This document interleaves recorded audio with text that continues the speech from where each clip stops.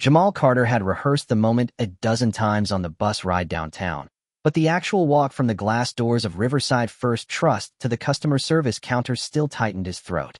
He was 14, tall for his age, his uniform polo from North Shore Academy tucked with exaggerated neatness into jeans that his father insisted be ironed on weekends. In the pocket of his windbreaker lay a thick envelope, 9 crisp $100 bills and a lone 50, birthday money from his grandmother, and 2 summers of mowing lawns in Eastbrook. Opening a debit checking bundle at a real bank felt to Jamal like stepping through a velvet rope into adulthood, the very proof he needed to convince his father he was ready to manage his own App Store earnings next year. The lobby smelled of cedar polish and roasted beans from the built-in coffee kiosk. Business people in charcoal suits drifted between teller rows, and a white grand piano tinkled a pre-recorded jazz loop. Jamal inhaled, straightened his posture, and chose the shortest line, Window 5, a young white clerk whose name tag read L. Parker. He was halfway through his practiced greeting when Parker's smile slipped. The teller's gaze dipped to the envelope, then lingered on Jamal's dark skin, climbed back to his eyes, and hardened. "What is it you need, sir?" The final word sounded forced, as though he were spitting out an unchewed seed.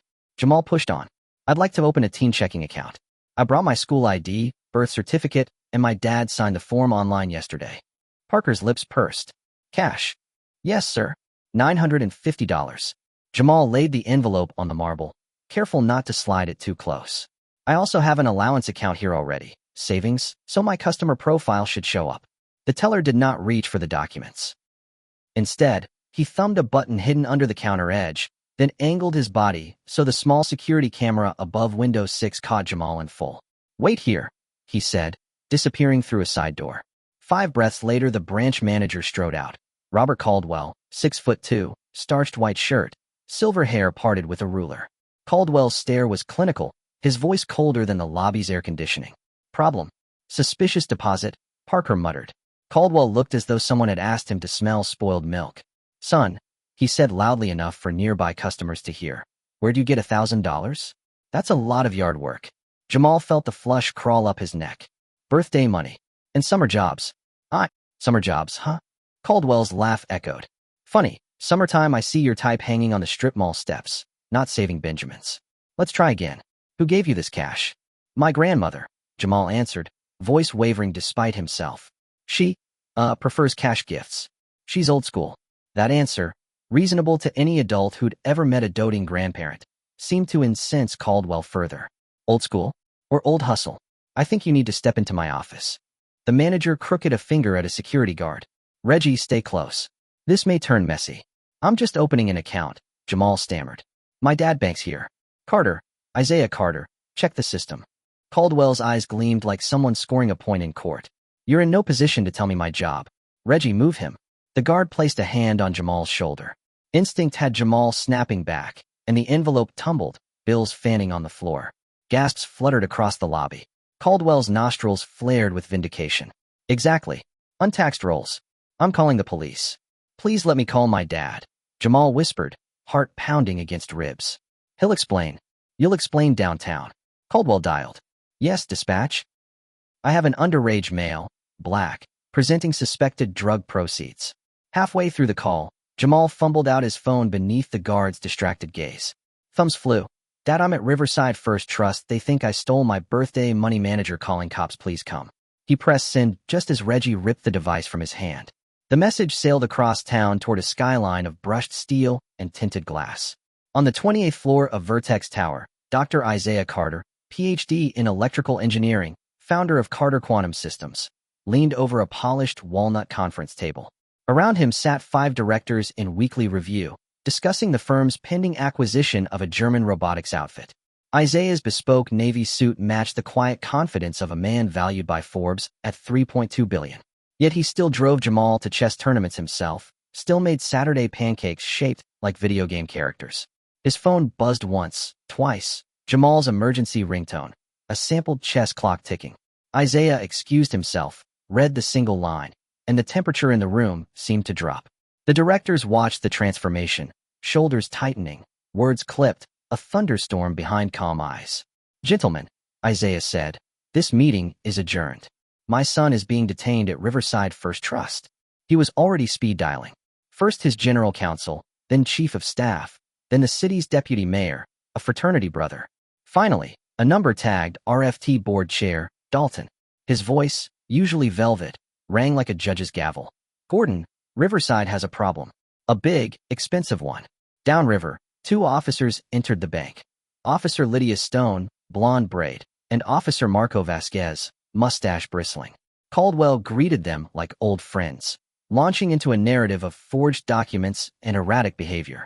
Jamal, now seated in a plastic chair near the vault door, tried once more to speak, but Stone raised a palm. "We'll ask questions downtown."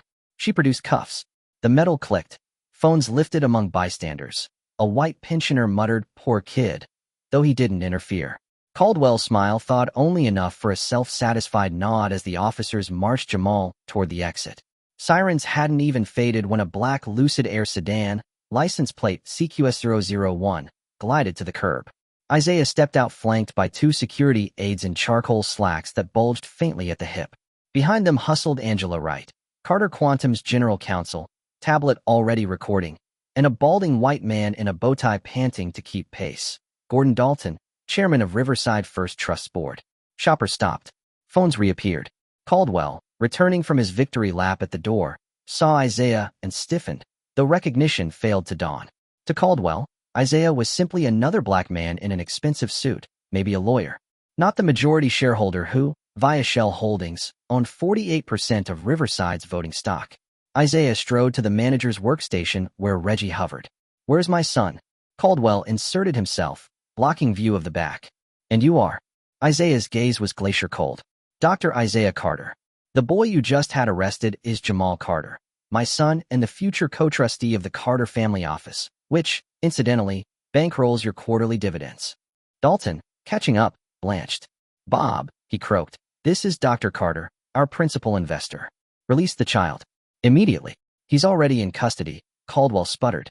"Protocol mandates." "Protocol ends," Angela Wright cut in, voice sharp as glass, "when it violates state banking statutes and civil rights law. You refused to verify the child's existing account, ignored 2 forms of ID, and applied disparate scrutiny based on race. That's a felony civil liability, Mr. Caldwell." The manager gawped. He had large cash. "Which is lawful," Wright snapped. "And your teller once accepted $12,000 in singles from a white bachelorette party without a blink. I've reviewed the audit." She turned her tablet so Caldwell could see security reels dating back 6 months. His own figure, leaning over counters, always when Black or Lading's customers produced cash. Officer Stone re-entered then, Jamal behind her, cuffs removed. Her cheeks colored. "Dr. Carter, apologies. Miscommunication." Jamal hurried to his father, who enveloped him, then checked him toe to head for bruises. Caldwell tried to salvage ground. "Dr. Carter, surely you understand, safety, money laundering." Isaiah released his son and faced the man squarely. "Safety? You endangered a child because his skin didn't match your idea of wealth. I built an empire from code and superconductors, yet you treated my heir as street trash." He let that hang, then spoke softer, deadlier. "I don't just bank here, Mr. Caldwell. I own here." Dalton cleared his throat. "Dr. Carter, the board will convene emergency session." "No," Isaiah's voice silenced the room. "Not emergency session. Emergency action. Bob Caldwell is terminated for cause, effective this moment. His digital credentials suspended, pension forfeiture subject to misconduct findings." Caldwell's mouth opened, closed. Security aides stepped behind him, hands lightly touching his elbows. The arrogance drained from his face as if someone had pulled a stopper. But Isaiah wasn't finished. Turning to the milling customers, the cameras, the stunned tellers, he said, "This incident isn't an aberration. It is a symptom. Riverside First Trust will institute transparent anti-bias protocols, youth banking liaisons, and mandatory community apprenticeships for leadership. And every officer on site today will attend an 8-week program, taught by my foundation, on ethical finance." He faced the officers. "That includes law enforcement." Officer Vasquez swallowed. "We'll, coordinate with training division, Dr." Caldwell found his voice, thin as parchment. "You can't take my pension." Dalton, finally regaining spine, answered. "We can if shareholders vote negligence, Bob. Considering Dr. Carter and I together hold 52%, I'd start polishing a resume. Though," his eyes flicked to the cameras, "I doubt you'll find much interest." Caldwell was led past a waiting area where a digital wall displayed Riverside's founding motto, "Trust is colorblind." The irony swelled until a snicker escaped a teenage girl filming the walk of shame for TikTok. 2 hours later, Isaiah and Jamal sat in the corner booth of Gideon's Diner, a hole-in-the-wall famous for peach cobbler. Jamal poked at whipped cream, still shaken. "Dad, if we have that much power, why do we live in Eastbrook and drive a used Volvo?" Isaiah sighed, wiped latte foam from his mustache. "Because respect earned without money is worth more than respect purchased by it. Your grandfather taught me that. I wanted you to grow first into character, not entitlement." Jamal considered this, spoon suspended. "Guess today proved money doesn't stop racism anyway." "Correct." Isaiah stared out the window at sunset bleeding across the river. "But money in the right hands can break structures that protect it." The following weeks proved him right. Wright's legal team combed Riverside's archives, uncovering a constellation of small crimes. Minority mortgage applicants steered to higher rates. Rural customers charged hidden transfer fees. Veterans denied microloans. A class action burgeoned. The banks settled publicly, admitting systemic bias. Isaiah directed his compensation to Seed Parity Project, a nonprofit teaching financial self-defense to teens of color. How to record unlawful refusals, escalate to regulators, leverage social media. Jamal, shy but determined, became its first youth ambassador, telling his story in auditoriums from St. Louis to Savannah. The city's police department, bruised by viral footage of a child cuffed for opening a bank account, revamped protocols. Juvenile detentions now required on-scene supervisory approval, and cruiser tablets carried a civil rights checklist officers had to complete before restraints could be applied. Meanwhile, Bob Caldwell discovered financial purgatory. Word of his firing spread through LinkedIn like ink in water. Credit unions, fintech startups, even payday loan outfits declined his CV. At a job fair, he overheard a recruiter whisper, "That's the banker who tried to bust the Carter kid," and watched proximity clear around him like an invisible barrier. He took temp work stocking warehouse shelves at night. One rainy shift, he saw boxes stamped CQS Quantum Chips, the Carter Company, being loaded onto trucks, and tasted the metallic tang of irony. By autumn, Riverside First Trust held an anniversary gala in the downtown art museum. Isaiah attended with Jamal, now 15, voice deepening, both in cobalt tuxedos. A large banner read, "Celebrating our Youth Equity Initiative." During speeches, Dalton announced that the first branch decorated entirely by teen artists would open in Eastbrook, run by a management cohort selected from historically black colleges. Applause thundered. When the microphone passed to Jamal, he hesitated, then spoke in the same calm cadence as his father. "I used to think adulthood started when you got your first debit card," he said, drawing soft laughter. "Now I know it starts when you realize the world is unfair, and you decide whether to hide from that fact or fight it." He glanced at Isaiah. "I'm choosing to fight it, politely, patiently, but loudly." The crowd rose. Jamal's cheeks burned with embarrassed pride. Across town, Caldwell watched the live stream on an old laptop in a rented studio apartment. He muted the video after Jamal's speech, staring at the frozen image of father and son. For the first time, he wondered how many other Jamals he'd shoved off the first rung of the economic ladder without cameras rolling. The apartment felt smaller than ever. Yet the story's final twist landed months later. The Carter Foundation announced full tuition scholarships for 4 under-resourced high school seniors. Local news highlighted one recipient, Emily Caldwell, Robert Caldwell's estranged daughter, a robotics prodigy at West Riverside High. Interviewers asked Isaiah why he'd fund his antagonist's child. He said simply, "Bigotry is learned, not inherited. The best revenge against prejudice is to build a future where its victims thrive, including those who once stood on the wrong side of the counter."